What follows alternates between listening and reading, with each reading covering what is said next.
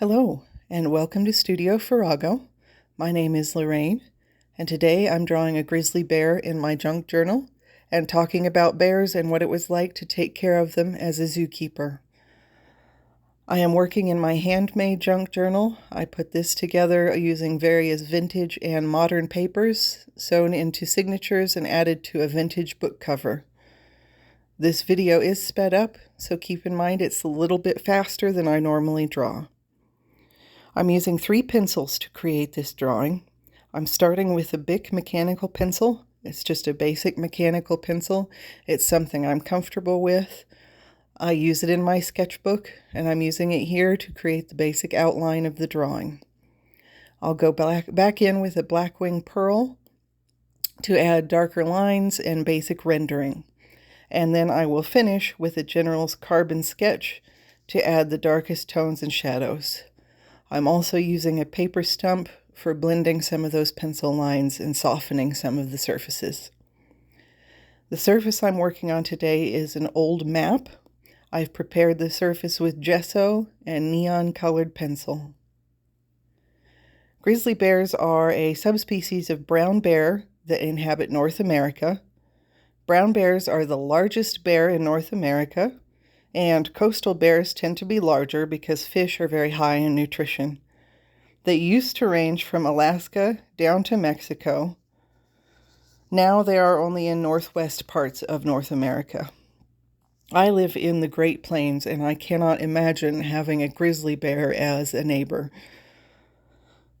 They hibernate 5 to 7 months of the year and do not use the bathroom during the entire hibernation. I thought that was interesting. To prepare for hibernation, they eat a ton. They often gain up to 400 pounds. That's sometimes half of their current weight. A human about 180 pounds would have to gain 90 pounds in just a few months in order to prepare for a hibernation like a bear does.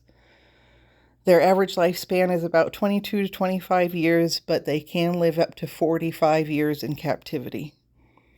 They normally avoid contact with people, but mothers defending cubs are the most dangerous of grizzly bears and responsible for up to 70% of human deaths with grizzly bears.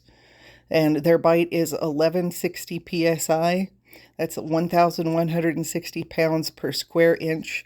It is believed that they could crush a bowling ball with their bite.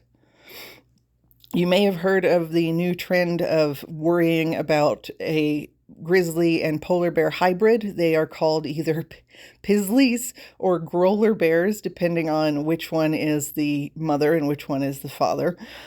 They are actually more rare than most people think. There have been only 8 confirmed hybrids, and all of them descended from the same female polar bear, meaning they were either born of or grandchildren of the same female polar bear. They are not any more dangerous than a grizzly bear or a polar bear, contrary to what people say.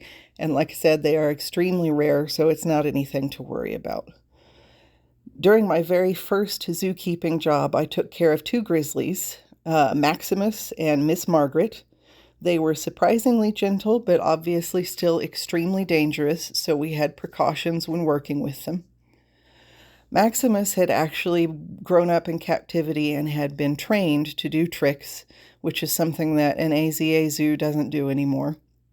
He would wave for treats, among other things. And unfortunately, before I got there, they had an unscrupulous keeper that taught him how to play with himself for food. And so we had a tough time training that out of him because people would see him and wave at him and show him like apples or treats, and then he would start playing with himself, which was just horrifying. So we had to work with him over the years that I was there to train that out of him and train him back to just waving and looking cute. He also looked cute. He would put his hands under his chin and look adorable. Miss Margaret broke her claw one day. I found a piece and turned it into a beaded necklace, which it is legal for me to own in my state. Grizzly claws range from 3 to 4 inches long. They're extremely powerful and used for digging. I treasure that piece that I've got and very much appreciate that she left it for me. After I left the zoo, they got a new exhibit a larger exhibit for both of the bears and introduced them to each other, and they got along really well and lived together happily for the rest of their time in the zoo. I want to thank you for joining me today for another drawing session. I appreciate you being here. If you liked this video, please hit that like button. It helps me out. If you'd like to learn more about animals, caring for animals, and how to draw animals, please subscribe, and I will see you in the next one.